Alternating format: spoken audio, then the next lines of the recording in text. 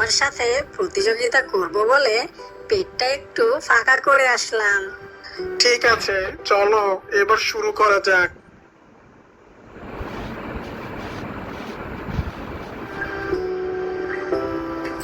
একটি গভীর জঙ্গল। সেই জঙ্গলের একটি গাছের উপর বাস করত একটা সারস পাখি। সারস পাখিটি দেখতে যেমন ছিল ধবধবে সাদা, ঠিক তেমনি তার মনটাও ছিল ভীষণ সাদা। মনের দিক থেকেও অনেক ভালো ছিল সারস পাখিটি। আর সেই গাছের থেকে সামান্য একটু দূরে একটা গুহা ছিল, আর সেই গুহাতে বাস করত একটা শিয়াল।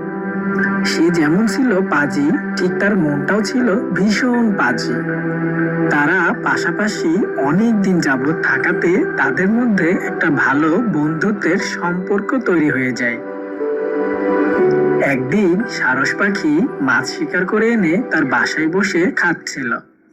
এই বক বেটা তো দেখি প্রতিদিন মাছ এনে একা একা মজা করে খাই, আর আমি এইদিকে সারাদিন খোঁজাখুঁজি করার পরেও একটা শিকারও পাই না। না, যে করেই হোক এই বক বেটাকে বোকা বানিয়ে তার থেকে খাবার ছিনিয়ে নিতে হবে।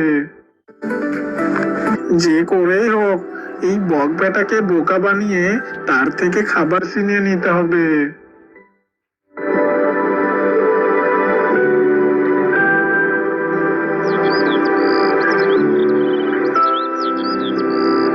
পরদিন সকালে শিয়াল ভাবতে থাকে যে বককে কিভাবে বোকা বানাবে, আর তারপরে বলে, এমনিতেই মাথার মধ্যে বুদ্ধি গিজগিজ করতে থাকে, আর আজ মনে হয় কোনো বুদ্ধিই খুঁজে পাচ্ছি না। এই বেটা গাছের ডালে থাকে বলে বেঁচে গেছে, না হলে কবেই আমি তাকে চিবিয়ে খেতাম। এই কথা বলে শিয়াল ভাবতে থাকে, আর ভাবতে ভাবতে অবশেষে একটা বুদ্ধি বের করে ফেলে শিয়াল, আর বলে, পেয়েছি একটা বুদ্ধি। যাই, আগে বক বেটার কাছে যাই। এমনটি বলে শিয়াল সারস পাখির কাছে এগিয়ে যায়।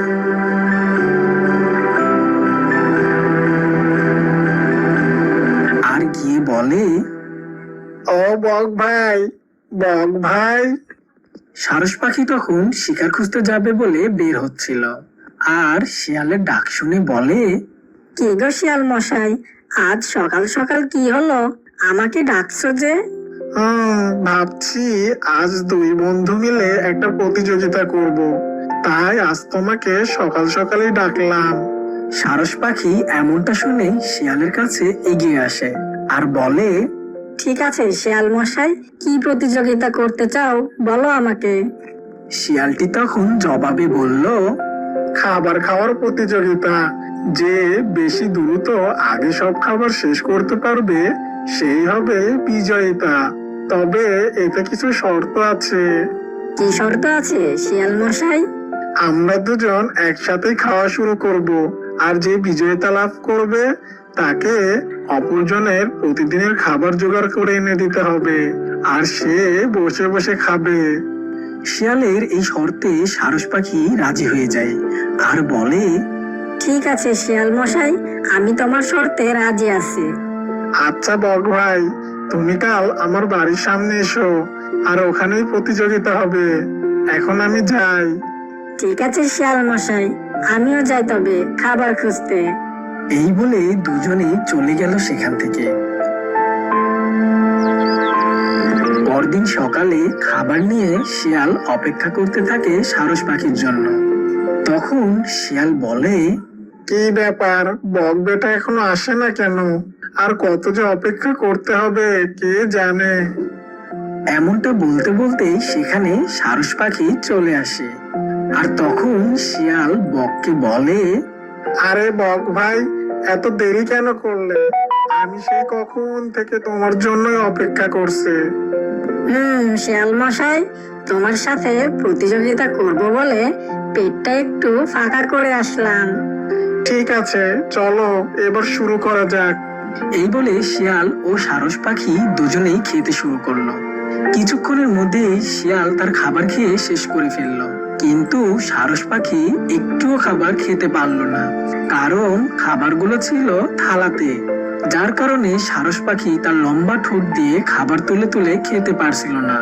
এদিকে শিয়াল খাওয়া শেষ করে বলে, কি হলো বক ভাই, তুমি তো হেরে গেলে।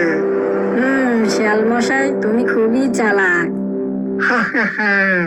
প্রতিযোগিতা তো শেষ, আর প্রতিযোগিতার শর্ত অনুযায়ী এবার থেকে তুমি প্রতিদিন আমাকে খাবার এনে দিবে। ঠিক আছে শিয়াল মশাই, তাই হবে। এখন আমি যাই তবে। এই বলে সারস পাখিটি সেখান থেকে চলে যায়। আর তখন শিয়াল বলে, বোকা বক, এবার যা তুই আমার জন্য সারাদিন খেটে খেটে খাবার নিয়ে আসবি, আর আমি শুয়ে বসে খাবো। এরপর থেকেই প্রতিদিন সারস পাখি খাবার নিয়ে আসতো শিয়ালের জন্য। আর শিয়াল মজা করে বসে বসে সেই খাবার খেত। একদিন সারস পাখি মাছ শিকার করে বাড়ি আসছিল, আর তখন দেখে শিয়াল মনের সুখে গান গাইতে গাইতে যাচ্ছে।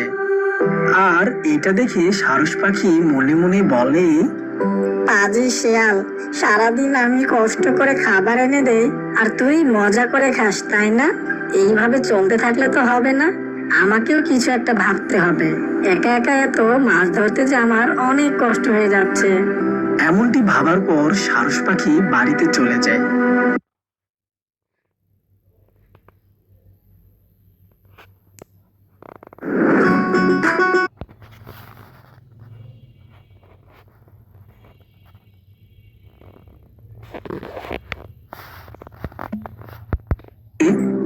আরে বক ভাই, আজ তুমি সকাল সকাল আমার বাড়ি, কই খাবার নিয়ে আসো নাই তো আজ দেখছি। শিয়াল মশাই, আমি ভাবছি আবারও প্রতিযোগিতা করব। কি প্রতিযোগিতা করবে বক ভাই? তুমি যে প্রতিযোগিতাটা করেছিলে ঠিক সেটাই, তবে এবার আমার বাড়ির সামনে হবে। এমন কথা শুনে শিয়াল মনে মনে বলে, এবারও আমি জিতবো আর বক বেটাকে হারাবো। কি ব্যাপার শিয়াল মশাই, কিছু বলছো না যে? ঠিক আছে, আমি রাজি। আগে যেমন শর্ত ছিল ঠিক এখনো তেমনটাই থাকবে। আচ্ছা ঠিক আছে। ঠিক আছে শিয়াল মশাই, তুমি কিছুক্ষণ পরে আমার বাড়ির ওখানে এসো, আর আমি গিয়ে ততক্ষণে প্রতিযোগিতার খাবারের ব্যবস্থা করি। এমনটি বলে সারস পাখি সেখান থেকে চলে যায়। বেশ অনেকটা সময় কেটে যায়, আর এদিকে সারস পাখি দুটি কলসির মধ্যে খাবার নিয়ে শিয়ালের জন্য অপেক্ষা করতে থাকে। আর কিছুক্ষণের মধ্যেই শিয়াল সেখানে এসে হাজির হয়। আর তখন সারস পাখিটি বলে, আরে শিয়াল ভাই, তোমার জন্যই অপেক্ষা করছিলাম। এবার নাও, শুরু করা যাক। ঠিক আছে। এই বলে দুজন খাবার খেতে শুরু করে। সারস পাখি ঠোঁট চিকন হওয়াতে কলসের মধ্যে সহজেই ঢুকিয়ে খাবার খেতে থাকে। আর এদিকে শিয়ালের মাথা মোটা হওয়াতে কলসের মধ্যে ঢোকাতে পারে না, যার জন্য শিয়াল খাবার খেতেও পারছে না। আর তাই সে মনে মনে ভাবতে লাগে, এই বক বেটা তো দেখছি খাবার সব খেয়ে নিচ্ছে, তাহলে কি আমি হেরে যাব? না না, কিছুতেই না, যে করেই হোক আমাকে খাবার খেতেই হবে। আর বকের খাবার খাওয়া শেষ হওয়ার আগেই আমাকে সব খাবার আগে খেয়ে শেষ করতে হবে। এই বলে শিয়াল কলসের মধ্যে আবারও মাথা ঢোকাতে চায়, কিন্তু কোনোভাবেই মাথা ঢোকাতে পারছে না। শিয়ালটি কলসের মধ্যে মাথা ঢোকানোর জন্য অনেক চেষ্টা করতে থাকে। আর চেষ্টা করতে করতে যেই না জোরে চাপ দেয়, আর অমনি শিয়ালের মাথা ঢুকে যায় কলসের মধ্যে।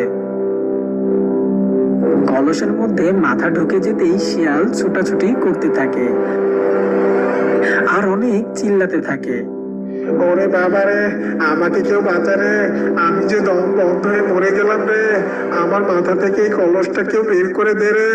ও বক বন্ধু, আমাকে বাঁচাও, আমি আর লোভ করব না, আর বসে বসে খাবার খাবো না, এখন থেকে আমি তোমার জন্য খাবার এনে দেব। ও বক বন্ধু, বাঁচাও আমাকে, বাঁচাও, আমি মরে গেলাম, বাঁচাও। এমনটি ছোটাছুটি করতে করতে শিয়াল গিয়ে একটা গাছের সাথে ধাক্কা খায়, আর অমনি কলসটি ভেঙে যায়, আর শিয়ালটি ধাক্কা খেয়ে ছিটকে পড়ে। আর তারপর শিয়াল বলে, যাক বাবা, এই যাত্রায় বেঁচে গিয়েছি, আমার জোর শিক্ষা হয়েছে, আমি আর কখনো লোভ করব না। লোভে পাপ, আর পাপের জন্যই আমি এখন মরতে বসেছিলাম। এমনটি বলে শিয়াল সেখান থেকে দ্রুত চলে যায়। শিয়াল যে তার লোভের শাস্তি পেয়ে শুধরে গেছে এই দেখে বক অনেক আনন্দ পায়। তো বন্ধুরা, এমনই সব সুন্দর সুন্দর সাবস্ক্রাইব করে পাশে থাকা বেল আইকনটি বাজিয়ে রাখুন।